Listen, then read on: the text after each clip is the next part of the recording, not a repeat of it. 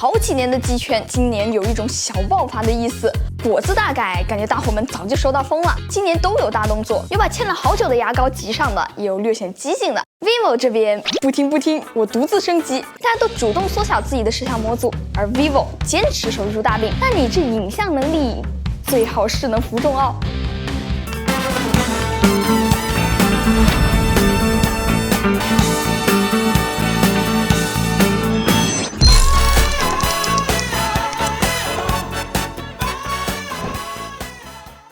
最近受到了太多的外贸冲击，在全都变样的手机市场里面，甚至还有一丝亲切感，整体感觉灰白的，更像是太原色和灰色的几何，质感这一块真的提升很大。按照我对 vivo 的理解啊，这一代的 Pro 差不多就得对标上一代的 Ultra， 不信看看这是啥。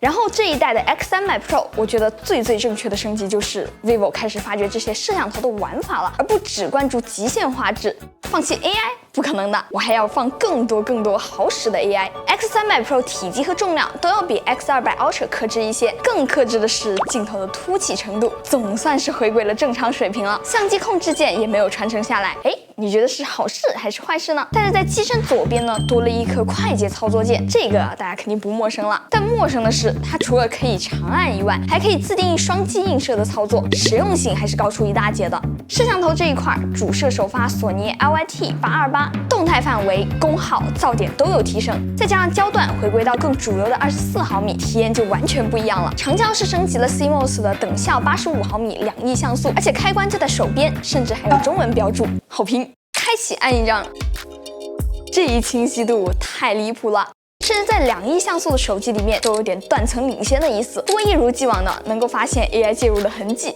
其实本身硬件已经这么强了，我还是想要原汁原味的照片，这倒是 vivo 比较需要克服的惯性。但好消息来了，现在的超长焦 AI 居然有3个档位。但如果是像文字场景，关德字反而是最容易辨认的。如果是正常的拍风景，或者是拍一些不需要放大的氛围感照片，开一个普通增强会显得清晰不少。如果拍超长焦比较标准的场景，乍一眼效果也会好一些。不过我怎么觉得这个关好像不是全关啊，只是相对的关。长焦本来就是 vivo 的优势缺点，再来看看这是啥？增倍镜。Ultra 上长得夸张，效果更夸张的增倍镜也来到了 X300 Pro 上，这一下大倍超大倍是真平权了，甚至放大各种数毛来看 ，X300 Pro 的画质都不输。而且现在的长焦镜头只需要点一下这个就可以激活，甚至可以跟抓拍模式、视频模式、舞台模式无缝结合。或者拍个200毫米的2亿像素都是轻松松。不过这个长焦镜头和 X200 Ultra 是同款来的，怕是更难抢到了。最近几年 Live 图开卷属于是标配了，但这一次 vivo 的 Live Photo 相当的好玩啊！你看一下这个图和这个 Live， 感觉怎么样？别急，我来给你解析一下。首先我们要看一下原图。没错，现在 X300 Pro 甚至可以在 Live 图上面用 AI 消除了莫名闯入的路人啊、乱七八糟的背景啊，通通给它去掉。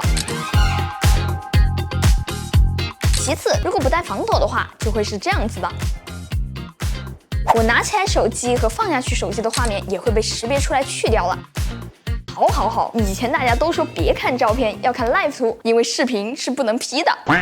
不只是拍照 ，X300 Pro 的视频也对标国味儿，主摄和长焦都支持 4K 120帧10比特的 log 视频 ，log 也不需要进去专业模式了，直接在这里打开就可以用上了。相册里面还能一键进行色彩还原，想要创作一下，现在操作就简单多了。不想折腾的，日常拍10比特 4K 120帧的杜比世界也够用了哈。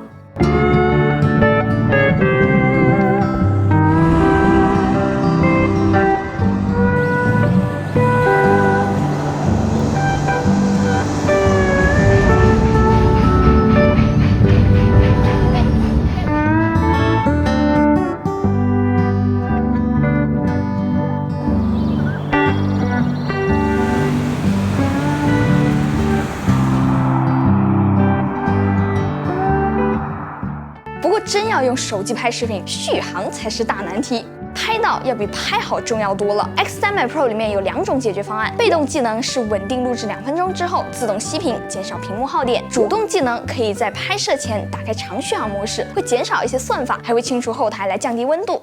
之前早就有的舞台模式，这一次也升级了。我这儿离香港近嘛，偶尔去看看 K-pop， 看看演唱会，哎，舞台模式还真就对位，拍出来好多让朋友眼馋的东西。这一次直接一口气给到 4K 60帧杜比世界的舞台模式，而且录像的过程中还能拍带多帧合成的照片，画质比直接录像截图好得多。在演唱会试图拍点啥的小伙伴应该能 get 到有多痛点哈，到底录像还是拍照，真能纠结死。这已经解决了拍的问题，现在他们终于开始下一步剪视频，首发支持剪映的 4K 120帧的视频编辑，支持120帧导出，还能支持基于120帧的快慢放编辑。哎，你们有没有感觉比我像那一种发烧友的心路历程？你看2亿像素的长焦玩过了，1英寸玩过了，好，到 X200 Ultra 开始整花活了。什么超广角防抖、35毫米主摄，现在玩完了之后，掏出来最稳定好使的一套，你就用吧，包出片的。每年 vivo X 系列的处理器也是固定节目了，今年 X300 Pro 毫不意外的用上了天玑9500，先来一个原生启动。我们也简单的试了一下它的续航。